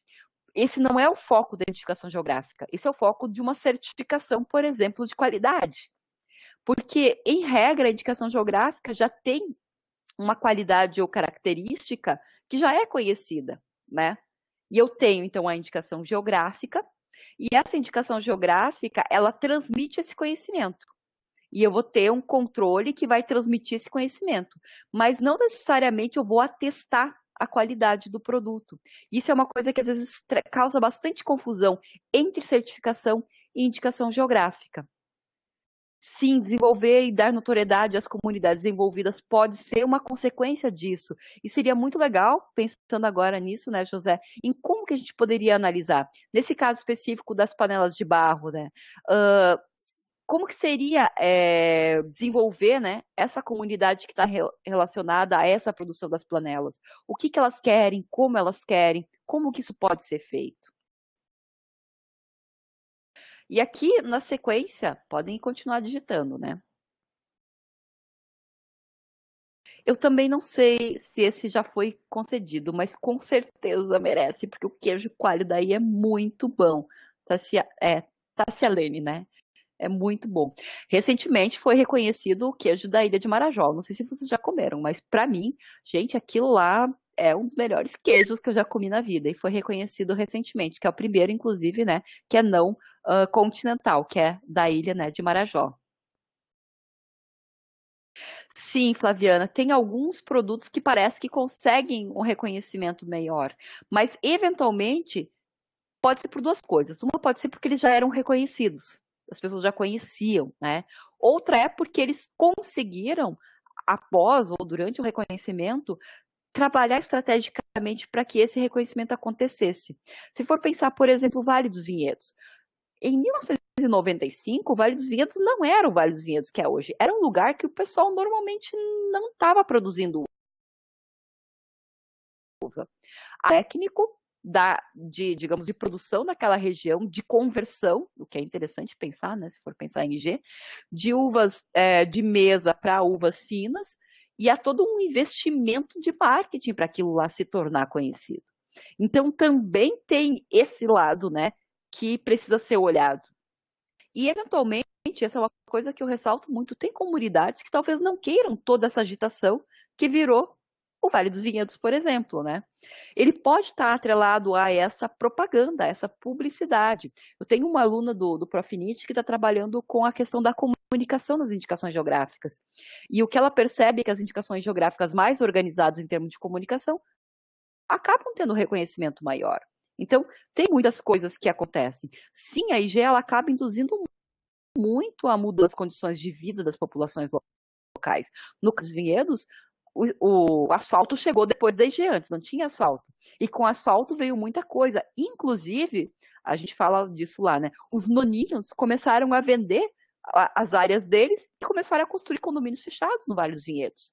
Como é que isso muda a paisagem e a forma de viver? Será que realmente traz desenvolvimento? Isso são coisas que a gente precisa muito olhar quando a gente vai pensar numa indicação geográfica. Quais são os impactos positivos e quais são os impactos negativos, né? O registro de uma marca ligada a uma IG tem algum processo diferente ou segue a regra normal de registro de marca? Boa pergunta, Felipe. Em princípio, não é possível registrar uma marca, né, da IG. Por exemplo, uma marca que contenha o nome da indicação geográfica. A própria associação pode solicitar, mas como ela é substituta processual e não titular, e quando ela vai registrar a marca, ela vai ser titular, essa marca vai ser indeferida. Então, eu não consigo registrar a marca contendo o conteúdo da IG. O que algumas indicações geográficas fizeram? No caso da canastra, eles registraram a parte figurativa ao redor e não canastra. Então, eles têm uma marca coletiva da parte figurativa e eles têm indicação geográfica contendo canastra. É uma estratégia que se escolheu. É possível fazer isso, eles conseguiram não ser barrados. Então, mas eu não tenho como registrar como marca o signo distintivo contendo a indicação geográfica. Beleza, obrigada. É uma pergunta super relevante, Felipe. Bom, aqui vocês depois podem, claro, olhar o material, mas eu vou ter uma série de exemplos, né, internacionais de IGs. E daí eu acho muito engraçado esse exemplo aqui, porque se eu pegar champanhe, conhaque e roquefort, são 3 nomes que se tornaram genéricos no Brasil e que agora vão se tornar indicações geográficas novamente, em virtude do acordo Mercosul-União Europeia. Sim, é uma estratégia, por questões comerciais, eventualmente pode ser uma estratégia interessante. E com certeza daria um trabalho, né, principalmente para o pessoal que é mais da área jurídica, né, estabelecer essas estratégias jurídicas de proteção alternativas ou complementares à indicação geográfica. É possível. Está disponível aqui, né, o guia básico, então, né, no NPI. E no site eu tenho atualizado, a gente já não junta mais, né? Porque antigamente a gente colocava, né? Só tinha 4, eu colocava as 4 IGs. Mas está tendo tanta atualização, quais são as IPs reconhecidas, as DOs reconhecidas e os processos em andamentos, que a gente, né, convida vocês a olharem no próprio site do NPI quais são as últimas, né? E nesse link aqui, vai ter, então, 3 links específicos, vocês vão ver quais são todas as DOs reconhecidas, quais são todas as IPs reconhecidas concentradas num único local. Então, ajuda bastante também para fazer a pesquisa. Nós temos, além disso, né, o catálogo do SEBRAE, das indicações geográficas, e nós temos, dentro do Ministério da Agricultura, uma área muito forte de fomento às indicações geográficas, que é um trabalho muito legal. Ele existe, se eu não me engano, desde 2005, né? E ao longo desse tempo, eles realmente trabalharam com muitas indicações geográficas, fomentaram muitas, foram trabalhos bem interessantes que eles conseguiram a partir desse fomento ativo, né, às indicações geográficas. E também tem, dentro do próprio site do mapa, o mapa interativo. Agora, uma pergunta para vocês. Eu fiz todo o processo do trabalho anterior.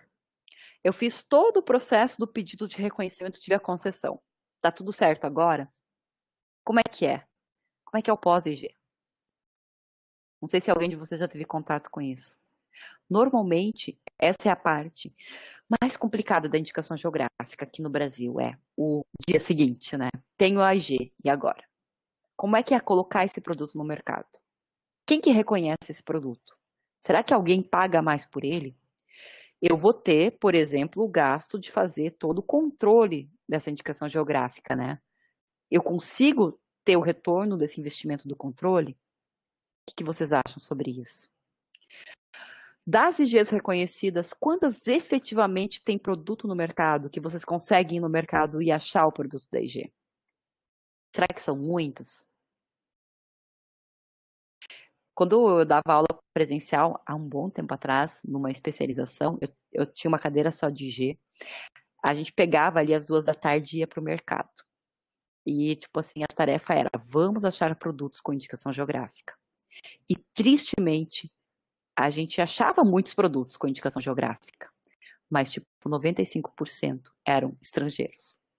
E o que a gente via naquilo, e talvez hoje tenha mudado um pouquinho, mas eu não acredito que muito, é que eu tenho todo um trabalho de incentivo, né, ao reconhecimento. E esse passo seguinte é um passo que às vezes é muito ainda exigente para os produtores fazerem, é colocar esse produto com o selo, né, com, né, o reconhecimento do signo distintivo no mercado. E aí tá também, eu adoro ficar falando, Tessia e Gelson, de desafios, né, de possíveis trabalhos, porque aí tá um desafio enorme, né, como é que eu faço o pós-IG? Essa minha aluna, ela tá trabalhando exatamente a comunicação pós-IG para ver porque nós temos aqui no Rio Grande do Sul indicações geográficas, como é o caso do couro acabado, que nunca foram para o mercado. Eu nunca tive no mercado o produto couro acabado. Até porque, esse é um outro erro estratégico que aconteceu, infelizmente acontece, enquanto a gente faz, vão acontecendo, né? O couro acabado não é um produto final que o consumidor final possa ver. Ele é um produto intermediário que é utilizado para fazer outros produtos. Então, não foi possível, na cadeia de valores, agregar valor a um produto intermediário. Já no caso do calçado de Franca, eles conseguiram o produto final e conseguiram uma agregação de valor. Mas eu tenho também, por exemplo, a carne do Pampa. Muito difícil, porque, primeiro, eles fizeram um regulamento de uso muito exigente e muitos produtores não conseguiam cumprir, depois de reconhecido, o regulamento de uso. Eles acabaram abandonando a indicação geográfica, hoje eles estão trabalhando com uma marca coletiva, mais simples, né? As pessoas conhecem, já ouviram falar, mas não tem no mercado, né? O José fala que acredita que muitas solicitações vêm de comunidades e é um grande desafio profissionalizar a gestão. Com certeza, com certeza. Isso é um desafio muito grande. Como estruturar, organizar e perenizar essa gestão sem uma dependência de recursos externos. Seria uma questão de investir em marketing, não só em marketing, né, Flaviana? Também em gestão e também nessa perenização, né? Mas muita coisa envolvida na gestão de um processo, de colocar o produto no mercado e acompanhar a aceitação e a parte monetária do produto para ver se vale a pena, com certeza. Fazer o controle desses produtos, né? Também é um desafio muito grande. Nós não temos, eu não conheço casos concretos de fraudes muito grandes de produtos de vigia brasileira, mas nós temos muitos casos de fraudes de outras vigias estrangeiras que acontecem. Tem aqueles que fazem passar, né? Tipo, por exemplo, deve ter muito caso do melão de Mossoró, que não deve ser de Mossoró e que às vezes está no mercado com uma plaquinha de melão de Mossoró. Pode acontecer isso. E a gente não tem ainda, até porque tem toda essa questão, né? É um bem privado. Quem é que tem que controlar é o próprio titular. Às vezes o titular não está conseguindo nem colocar o produto no mercado. Como é que ele vai fazer para fiscalizar se alguém está usurpando eventualmente? É um baita desafio, né? Quando é dado início ao processo de solicitação com a elaboração dos documentos necessários, o caderno de especificação técnica, como citado, os representantes da região têm algum apoio do governo para isso ou necessitam contratar profissionais privados? Felipe, não tem um apoio perene, institucional, mas normalmente tem o SEBRAE, que faz apoios por meio de editais, a Embrapa teve, aqui no caso dos vinhos, que é a experiência que eu mais tenho, conseguiu vários editais da FINEP que deram esse apoio, né? Tem governos estaduais que têm apoios específicos de secretarias de agricultura. Então, existem apoios, como o próprio apoio do Ministério da Agricultura, mas não tem uma ação, tipo assim, pública, institucionalizada, que um agrupamento de produtores possa ir lá e requerer, né, o auxílio. Como é o caso, por exemplo, se for pensar na França. As pessoas vão até o INAO e solicitam esse apoio. E daí esse apoio é dado.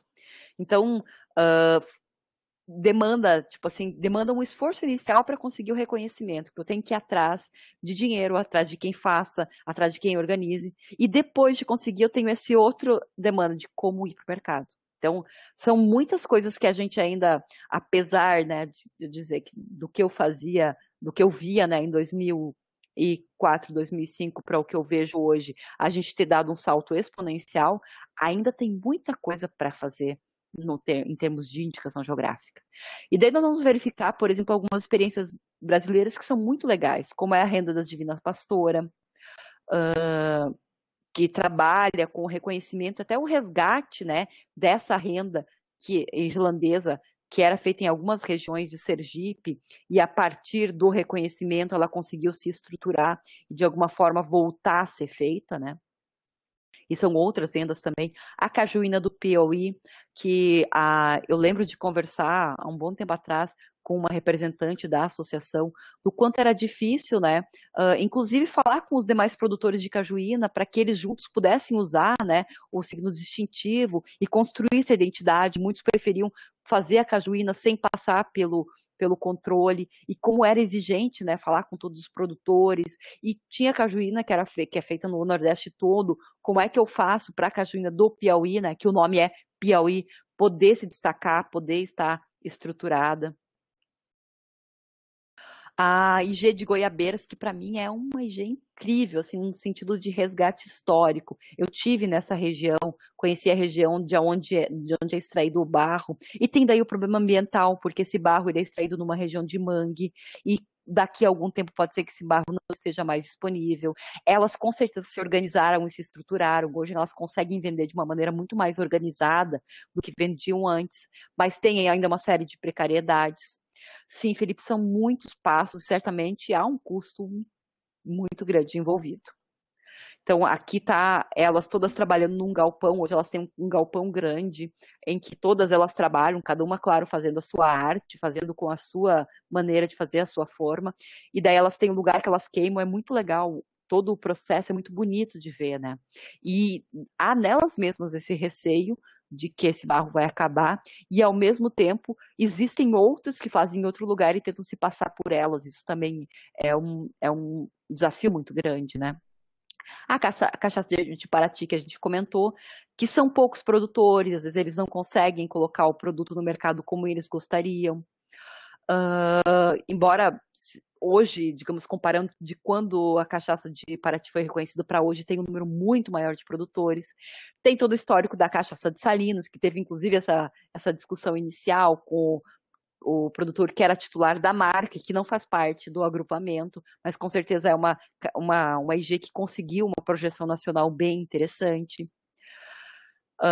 O Vale dos Sinos, que é um exemplo, né, que é importante a gente conhecer no sentido de não repetir, né, a maneira como ele foi construído.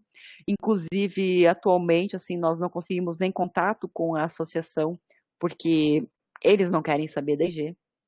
Então, é uma coisinha complicada. Essa aqui eu falo que é uma IG por excelência, né? Que é a IG de Pelotas, que é para doces.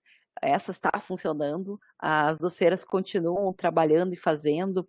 Claro que agora na pandemia ficou um pouco mais complexo, que o grande vazão que elas davam era no período da festa nacional, na Fena Doce, Festa Nacional do Doce, e agora elas estão tendo que encontrar outros meios de dar vazão à produção delas, mas é uma IG que tem funcionado, que partiu das produtoras, que teve um apoio específico do Sebrae para a constituição, e após as produtoras pegaram a associação e estão fazendo. Elas têm, inclusive, essa minha aluna já entrevistou, elas contrataram um profissional do marketing, então ele tem o site, e daí ele faz a produção e elas aprovam, e eles têm conseguido divulgar melhor, sabe? Mas é uma coisa também, claro, artesanal, no sentido mesmo da divulgação, da gestão, de tudo isso. É bem, bem bonitinho esse caso, é um caso bem interessante. A ProArroz, que é a primeira denominação de origem brasileira, né? Que é para do litoral norte gaúcho, que também tem uma história interessante. Por muito tempo, eles não conseguiam produzir, eles não conseguiam se organizar para fazer o controle do arroz, para depois colocar no mercado. E há alguns poucos anos agora, o presidente que assumiu resolveu que ia colocar para funcionar.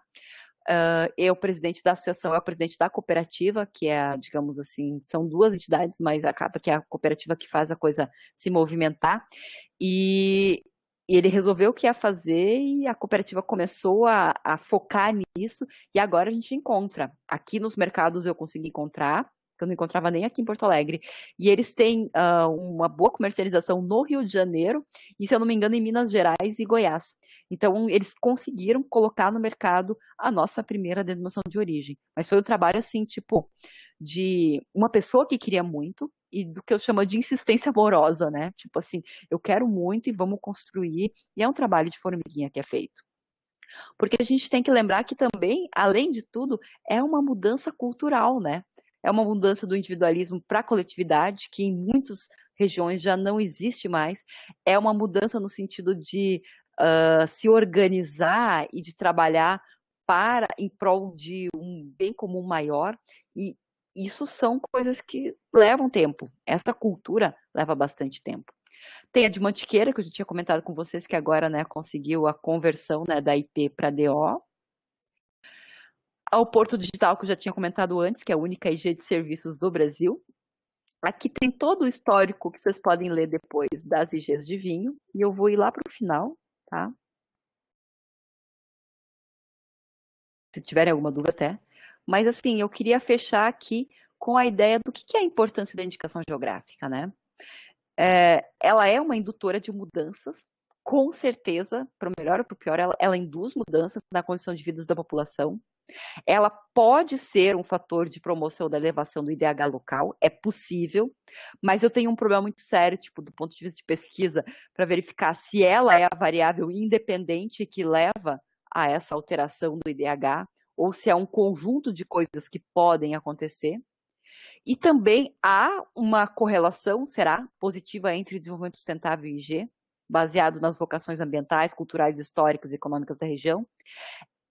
Essa frase aqui eu falo que é o desafio de vários objetos de pesquisa que uma IG poderia ser submetida dentro do Profinit. Será que eu consigo comprovar isso?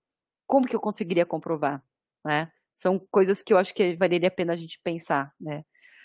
São vantagens que são relacionadas, mas eu vou dizer particularmente que eu não conheço pesquisas quantitativas que tenham medido, né? Por exemplo, que é essa preservação, né, do patrimônio, estímulo de investimento, valorização das propriedades existe, mas nem sempre ele é positivo. No caso do Vale dos Vinhedos, o estímulo à valorização das propriedades levou à venda das propriedades e transformação disso em complexos enoturísticos e em condomínios fechados. Com certeza, em algumas há um aumento significativo do turismo, e isso certamente traz daí sim mais renda para a região. Não necessariamente um aumento do padrão tecnológico, se eu for pensar na valorização da cultura e da tradição, mas pode haver. E a oferta do emprego ela vai acontecer se houver realmente um crescimento da região. Eu só estou comentando isso tudo porque eu acho que são vantagens a serem testadas sobre a indicação geográfica. E já que eu estou tendo a possibilidade de falar para vocês, né, são desafios que eu acho que vocês, como alunos do Profinit, podem ter para, né, seus trabalhos, eventualmente de conclusão do curso ou de trabalhos de disciplina, testar essas vantagens, por exemplo, das indicações geográficas. Então, eu acho que era isso com relação a essa disciplina. Aqui estão as referências que vocês também já têm disponibilidade. Nós não vamos fazer o exercício em aula. E esse daqui é um bônus, né? Na semana retrasada, eu e o Tonieto, Jorge Tonieto, pesquisador, finalmente terminamos uma publicação técnica que trata sobre a necessidade de alteração do atual marco legal, né, que é a 9279, especialmente pela denominação de indicação de procedência como indicação de procedência e não indicação geográfica. E fica o convite para vocês aí de lerem esse documento. Foi feito um levantamento em todos os regulamentos de uso de todas as indicações de procedência até o ano passado, e a gente foi buscando, né, elementos em cada um deles, então fica um convite para vocês lerem fazerem essa leitura. E nós temos mais 7 minutos, então eu gostaria de novamente chamar os professores, né, abrir para a gente conversar um pouquinho mais. Eu sei que eu tenho, às vezes, uma visão um pouco ácida e um pouco crítica das indicações geográficas, mas é porque eu sou apaixonada por elas.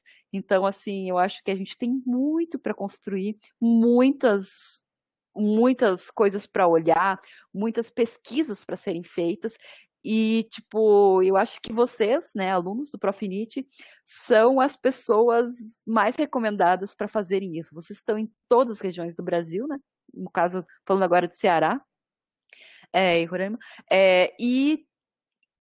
Tipo, eu só convido vocês a olharem com mais carinho e mais profundidade essa propriedade intelectual, que eu acho que tem muita coisa boa que pode sair efetivamente. E quando a gente conseguir efetivamente comprovar, né, que pode promover desenvolvimento, que pode aumentar emprego, que pode alterar o IDH, imagina o trunfo que nós vamos ter para poder solicitar que políticas públicas sejam institucionalizadas e que a gente possa efetivamente, então, ter o reconhecimento e a perenização das indicações geográficas brasileiras. É isso.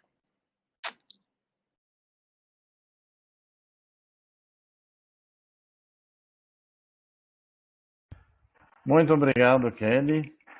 Foi excelente a sua aula. Você traz toda essa temática da indicação geográfica com muita facilidade, com muita didática, né? Torna a assimilação muito fácil, e a gente está vendo aqui ao lado pelos comentários dos alunos, né? Que gostaram, que realmente é isso que eu estou mencionando aqui na nossa conversa. A professora Tessia, por favor, o professor Fábio. Fábio Kelly. também está presente.